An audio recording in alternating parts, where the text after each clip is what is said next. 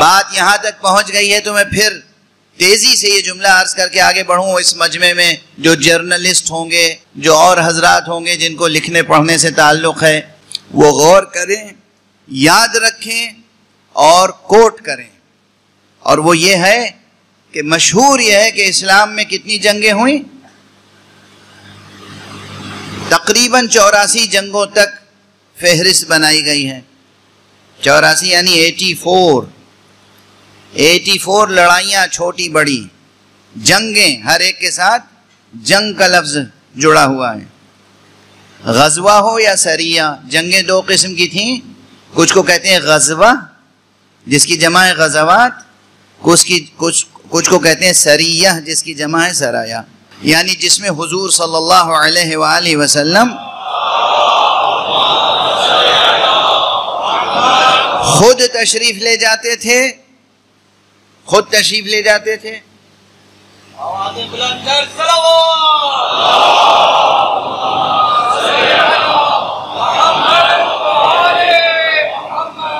ماشاءاللہ علماء کی تعداد بڑھتی چلی جا رہی ہیں، اور جب علماء تشریف فرما ہو تو میرے اندر کا طالب علم جو ہے وہ اور زیادہ بیدار ہو جاتا ہے.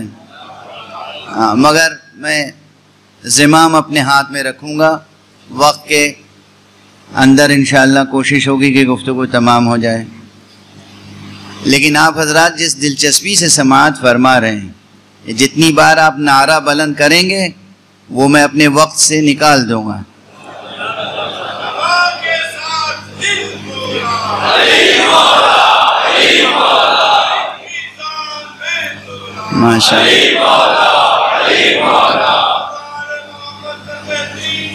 اللہم صلی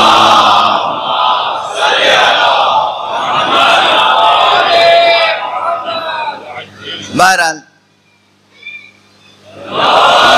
سلمکم اللہ. یہ 84 جنگیں جس میں سرایا و غزوات ہیں، جس میں حضور خود گئے وہ غزوہ کہلاتا تھا، جس میں حضور نہیں جاتے تھے کسی کو پرچم دے کے بھیج دیتے تھے وہ سریہ کہلاتا تھا. یہ غزوات و سرایا ملا کے 84 جنگیں. یہ کتنا بڑا معجزہ ہے. 84 اس میں معلوم ہے خون ریزی کتنی جنگوں میں ہوئی.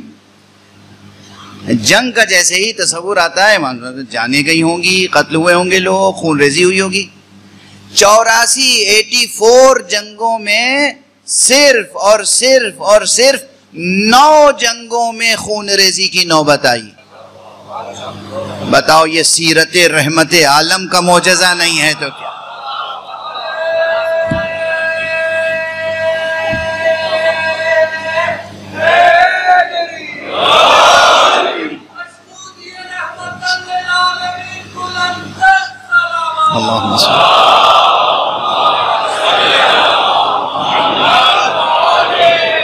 کہاں 84 جنگیں اور کہاں جزاکم اللہ.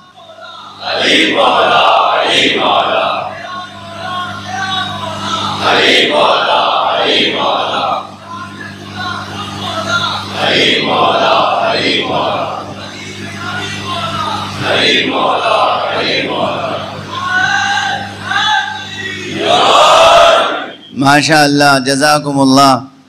اصل میں یہ نام یوں ہی تھوڑی ہماری آپ کی زبانوں پر ہے. تفصیل سے جب گفتگو ہوگی تو اب چونکہ وقت ختم ہوا جا رہا ہے تو میں پہلے ہی کہہ دوں، جو بات آخر میں کہنی ہے ابھی کہہ دوں. یہ جو نصر اللہ کہا گیا ہے نا، اللہ کی مدد، اللہ کی مدد جب انسانی شکل میں آتی ہے تو اسی کو علی کہتے ہیں.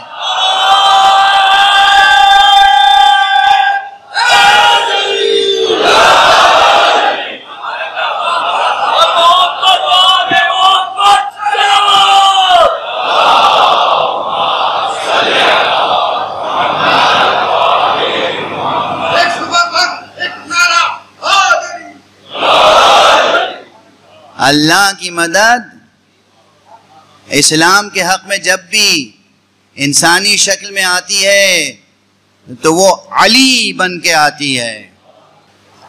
اگر نبی کی مدد کرنا ہو تو علی معصوم آتا ہے. اگر نبی موجود نہ ہو امت کی مدد کے لیے وہ کسی کو کھڑا کرے تو علی فقیہ آتا ہے. نبی کے دور میں علی نے خیبر فتح کیا تھا، اور آج امت کی مدد جب ہو رہی ہے تو علی ہی کا ایک بیٹا فرزندان خیبر کو شکست دے رہا ہے.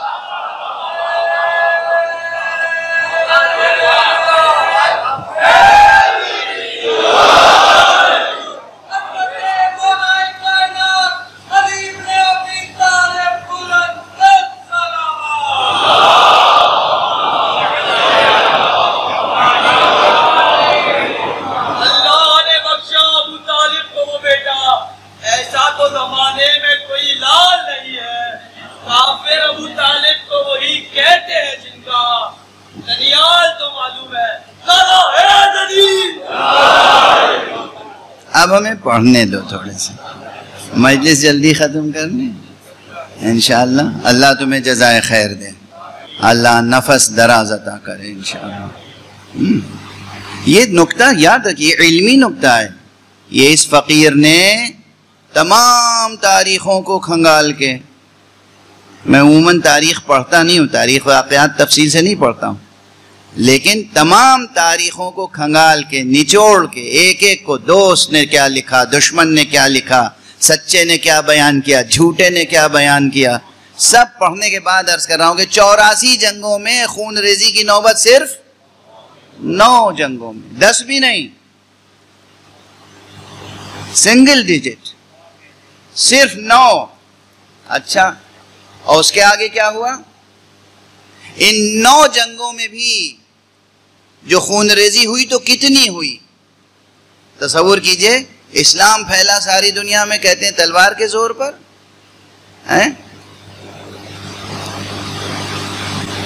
ان 9 جنگوں میں دونوں طرف سے، اسلام کی طرف شہید ہونے والے اور اس کے مقابل میں آنے والی فوجوں میں قتل ہونے والے، دونوں کی صحیح روایتوں کی بنا پر جو تعداد ہے وہ 400 سے کم ہے.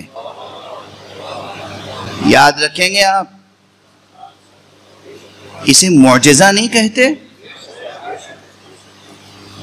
اتنا بڑا دین پھیلا دنیا میں، اتنی جنگیں ہوئیں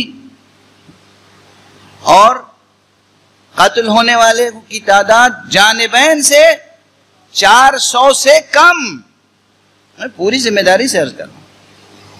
اور اگر دوسرا رخ بھی دیکھ لیجئے، ان تمام روایتوں کو قبول کر لیا جائے جو دشمنوں نے خود گڑھ کے جمع کر دی، داخل کر دی ہمارے ذخیرے میں مبالغے کے ساتھ، تو بھی تعداد 1400 یا 1500 سے زیادہ نہیں بڑھتی. یعنی اگر یہودیوں کی گڑھی ہوئی روایتیں بھی قبول کر لیں،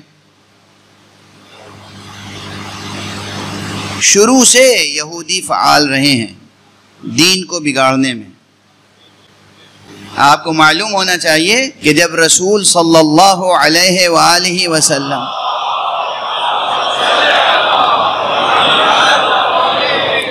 نے ابھی نبوت کا اعلان نہیں کیا تھا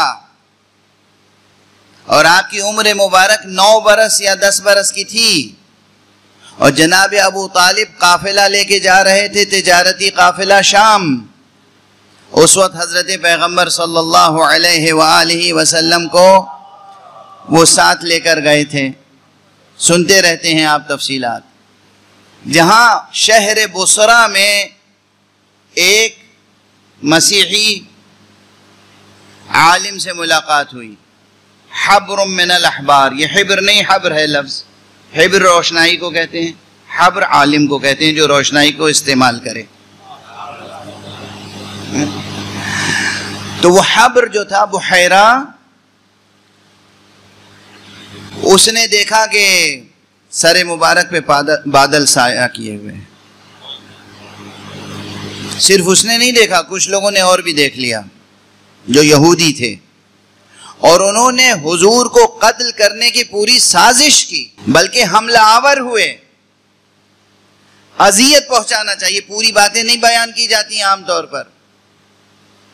اور اس موقع پر اس بحیرہ نے حضور کا دفاع کیا. اور اس پوری تاریخ کو نظم کیا ہے حضرت ابو طالب علیہ السلام نے.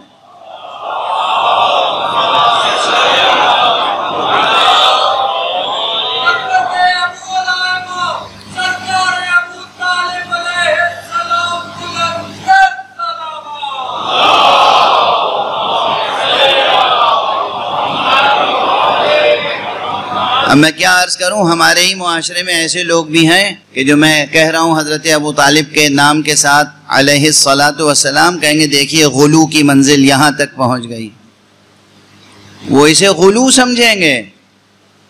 میں دست ادب جوڑ کے عرض کر رہا ہوں ایک بات، غور سے سنیے گا کہ خود ہم نے کہاں کہاں تقصیر کی ہے، ہم سے کہاں کہاں قصور ہوا ہے اور کتنا ہوا ہے. دشمن ایک شوشہ چھوڑ دیتا ہے اور بس ہم اس کے گرد گھومتے رہتے ہیں، حقیقت سے ہم خود دور ہو جاتے ہیں. دشمن کامیاب ہو جاتا ہے. ایک جھوٹی جعلی وضعی فرضی حسد اور کینے کی بنیاد پر گڑھی ہوئی حدیث روایت، اس کی بنیاد پر یہ شبہ قائم کر دیا گیا کہ ابو طالب کافر تھے. نعوذ باللہ. پورا مکتب ایک ہی موضوع پر گفتگو کرنے لگا. ممبر پر آنے والے مقررین اپنا طرہ امتیاز سمجھتے ہیں کہ ہم ایمان ابو طالب ثابت کریں گے، ہم ایمان ابو طالب ثابت کریں گے. آپ ایمان ابو طالب ثابت کریں گے؟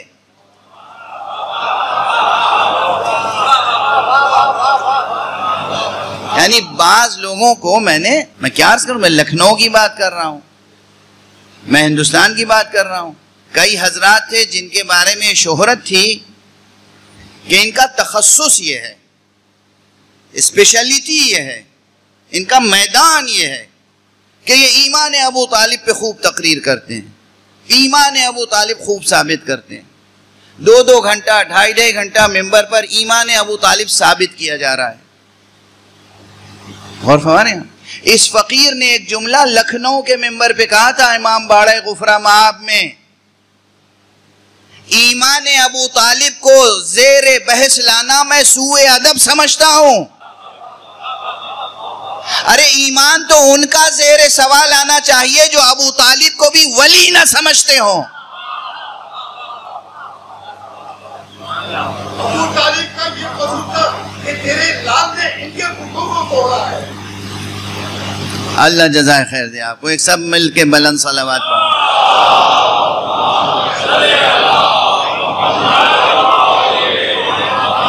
بہرحال اس وقت حضرت ابو طالب کے ساتھ جب گئے تھے پیغمبر تو باقاعدہ حملہ ہوا، قتل کی کوشش ہوئی اور آپ حفاظت کرتے ہوئے انہیں واپس لائے.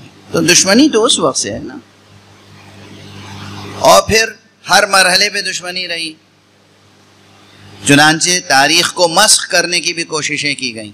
تو وہ جنہوں نے تاریخیں مسخ کرنے کی کوششیں کی ان کی روایتوں کو بھی مان لیں تب بھی 1400 1500 1600 سے زیادہ تعداد نہیں پہنچتی.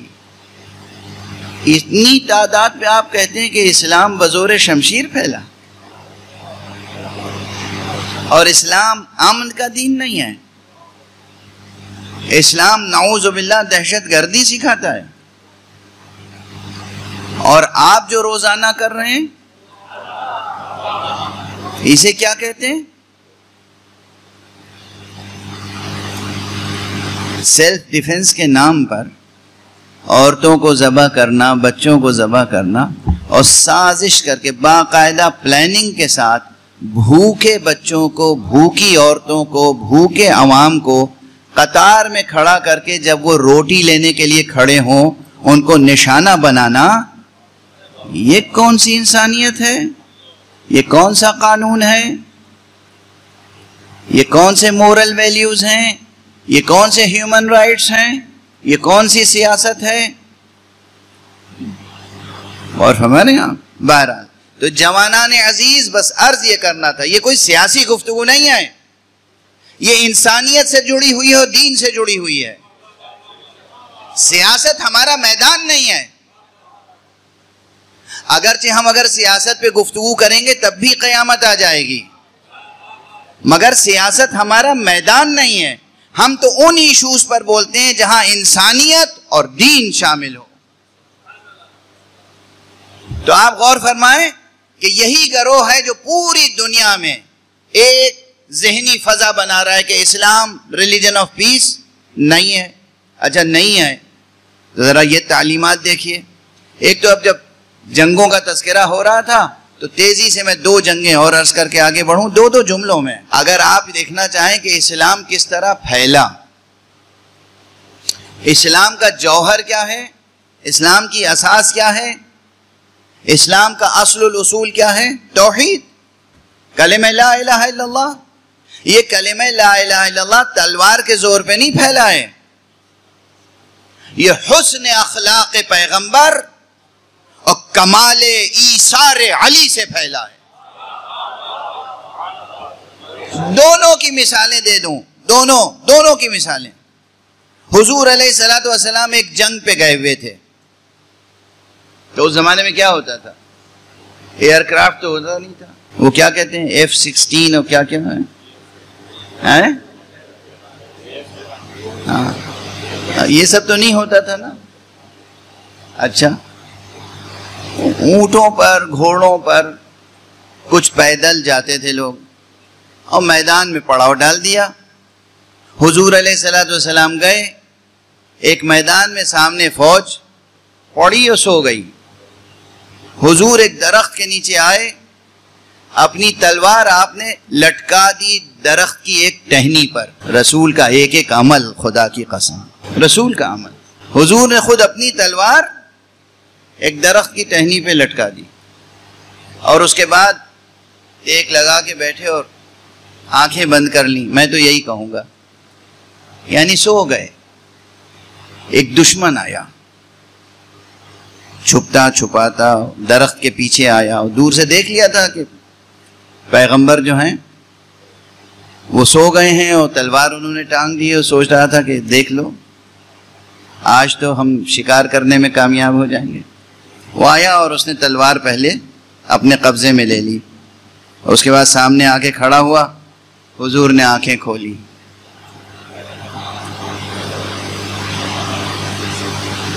دیکھیں نصر اللہ کسے کہتے ہیں اور فتح کیسے حاصل ہوتی ہے. خود انفاس معصوم پیغمبر کی پاکیزہ سانس, پیغمبر کی نگاہ, پیغمبر کا رعب, پیغمبر کا جلال, پیغمبر کی ہیبت, اس کے آگے اسلحے کیا حقیقت رکھتے ہیں؟ یہ تلوار اور نیزہ اور شمشیر اور خنجر اور نیمچا, یہ سب کیا ہے؟ پیغمبر کی نگاہ, پیغمبر کی نظر, پیغمبر کی ہیبت. پیغمبر نے آنکھیں کھولی, دیکھا تلوار اس کے ہاتھ میں, اس کی اپنی تلوار بھی اس کے ہاتھ میں, حضور کی تلوار بھی اس کے ہاتھ میں, اور وہ اترا رہا ہے اپنی کامیابی پر. کہہ رہا ہے محمد صلی اللہ علیہ وآلہ وسلم.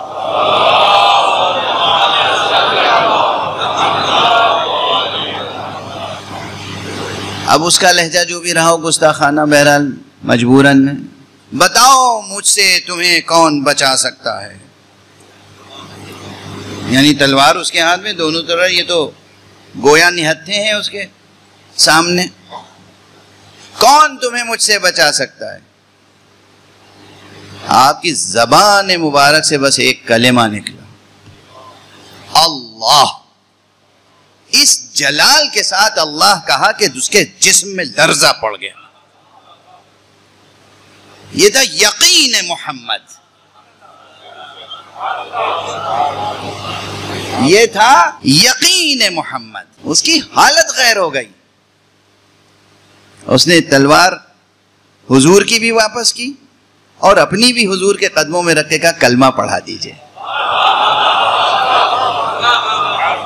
آپ نے کہا کہو اشہد ان لا الہ الا اللہ, اشہد ان محمد رسول اللہ.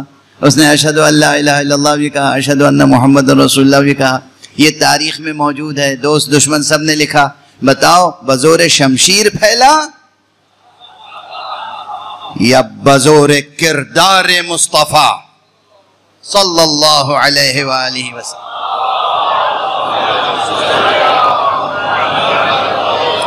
یہ فتح، یہ نصرت صرف ایک کلمہ کا اللہ، کس جلال سے کہا ہوگا اللہ، اس کے تن بدن میں لرزہ طاری ہو گیا۔ اور بس دوسرا واقعہ، یہ پیغمبر کا واقعہ تھا، اب مولا علی کا واقعہ سن لیجئے۔ مولا علی باقاعدہ جنگ لڑ رہے ہیں، یعنی تلوار سے تلوار ٹکرا رہی ہے۔ ایک شخص آیا، وہ کہتا ہے کہ یا علی، کہاں کیا ہے؟ کہا ہم نے سنا ہے کہ تم سے کوئی سوال کرے تو ضرور جواب دیتے ہو۔ کہاں صحیح ہے؟ کہا اپنی تلوار ہمیں دے دو۔ کہا یہ لو۔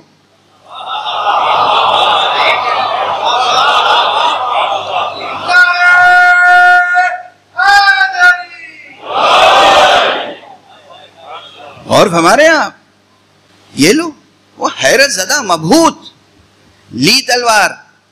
کہا یا علی، اب تمہیں مجھ سے کون بچا سکتا ہے؟ کہا جس نے اب تک تجھ کو مجھ سے بچایا۔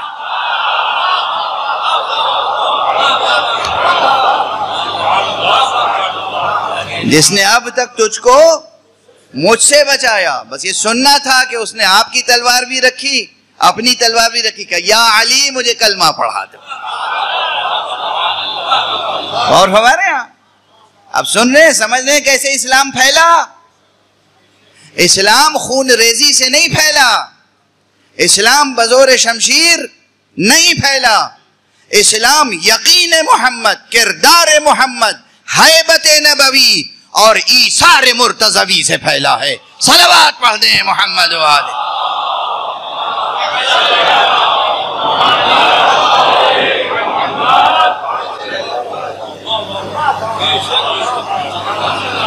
تو نصر اللہ جو ہے ہمیشہ شمشیر کی شکل میں نہیں آتی، نصر اللہ ہمیشہ خون ریزی کی شکل میں نہیں آئے۔ پیغمبر نے اپنے خصوصیات میں بتایا ہے کہ اللہ نے مجھے رعب اور ہیبت سے فتح عطا کی۔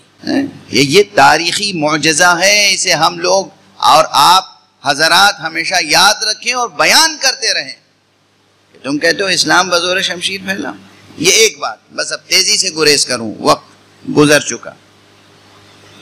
یہ تو دوران جنگ ہو رہی ہے، لڑائیاں ہو رہی ہیں، جنگ ہو گئی، لڑائیاں ہو گئی، اب فتح حاصل ہو گئی۔ اذا جاء نصر اللہ والفتح، فتح حاصل ہو گئی۔ فتح حاصل ہونے کے بعد اب بحیثیت فاتح کیا سلوک کرتے ہیں عام طور پہ اہل دنیا؟ صفاکی، شقاوت، ظلم، ستم، بے انصافی، دشمن اور مخالف کو کچلنا، دیوار سے لگانا، یہ سب آپ دیکھتے ہیں اب بھی ہر سطح پر۔ پیغمبر کو اللہ کیا ادب سکھا رہا ہے؟ اذا جاء نصر اللہ والفتح ورأیت الناس يدخلون فی دین اللہ افواجا، جب آپ کو اللہ کی مدد مل جائے، فتح حاصل ہو جائے، آپ دیکھیں کہ جوق در جوق لوگ داخل ہو رہے ہیں، فوج در فوج لوگ داخل ہو رہے ہیں دین میں، تو بس اللہ کی تسبیح کیجئے اس کی حمد کے ساتھ اور استغفار کیجئے۔ رسول تھوڑی گناہگار تھے کہ استغفار کرتے۔ انتقام نہ لیجئے، جو آپ کے گناہگار ہیں ان کے لیے استغفار کیجئے۔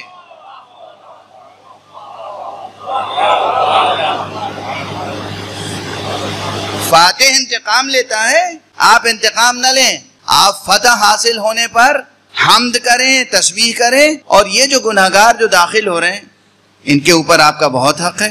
کسی نے آپ کو ستایا، لفظوں سے ستایا، ہر طرح سے پریشان کیا، مقابل میں آئے وغیرہ وغیرہ وغیرہ، تو آپ کے سینے میں ان کی طرف سے درد ہے، الم ہے، غیظ ہے، غصہ ہے، تکلیف ہے، رنج ہے، اندوہ ہے، سب ہے، مگر اس کا علاج کیا ہے؟ واستغفر، آپ استغفار کریں، پروردگار میری امت کی مغفرت فرما، پروردگار میری امت کو بخش دے، پروردگار یہ جاہل تھے، جاہل ہیں، انہیں اپنے دامن عفو میں جگہ دے اور پناہ دے۔ دیکھا آپ نے اسلام کیا ہے؟ نہ فتح حاصل ہونے سے پہلے اسلام کو خونریزی سے دلچسپی ہے، نہ فتح ہونے کے بعد۔ اس دین کو آپ کہتے ہیں دین امن نہیں ہے، اس دین کو کہتے ہیں آپ کے دین صلح نہیں ہے، اس دین کو آپ کہتے ہیں کہ یہ ریلیجن آف پیس نہیں ہے۔